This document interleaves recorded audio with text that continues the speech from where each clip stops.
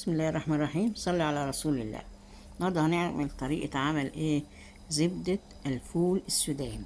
عبارة عن مثلا كمية طبعا مناسبة ليكي عايزة تعمليها. هعمل كوبايتين كفاية كده. خلاص، كوبايتين سوداني، واديني اهو قشرتهم مقشراه. نصيحة تجيبوه جاهز أحسن من المقلى، أحسن تقشر. أنا صوابعيني والله وجعت، صوابعي وجعت مع بال ما قشرته. اسهل لكم من أي محمصة كده اشتروه جاهز.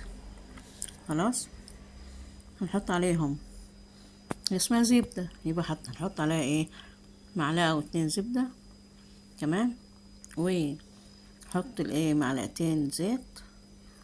تمام، وادي عسل النحل بالمكسرات، مش عارفة هو من زمان كده غمقك ولا ماشي. ناخد لو عايز تحط رشة خفيفة بين صابعك كده ملح، عشان بس الحلال او توازن الطعم. تمام، بعد كده هناخده ما اخلصه هنحطه على التوست ده والموز. يلا بينا ننفذ الكلام ده. حطيت حبة كده، هنعملهم بقى.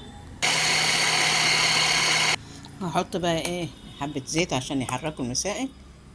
ماشي، نضربها. حطيت بقية السوداني دي. هنحط معلقة الزبدة. من اسمها زبدة سوداني ليه؟ حطيت معلقة زبدة ست ولا حاجة، تبقى حلوة كده، طعمها حلو.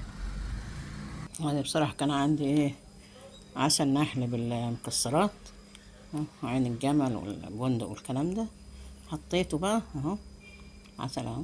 ماشي، تمام. هاخد بقى كله مرة واحدة، كله قيمة غذائية يعني. عسل اهو، عسل النحل نازل على تحت، العسل النحل. تمام. انت بقى بعد ما تنعم عايزه تعملي جزء بالقرفه، عايزه تعملي جزء جوز الهند، عايزه تعملي جزء بالبتاع ده، اللهم صل على النبي، بالفانيليا. اعمل زي ما انتم شايفين يا جماعه، خطيره خطيره خطيره. ايه رايكم بقى في التوست الحلو ده؟ حطوا بقى عليها بتاع الموز. ايه رايكم بقى في بتاع الحلو ده؟ شايفين جمال؟ شايفين الدلال؟ احلى ساندويتش زبدة. باي.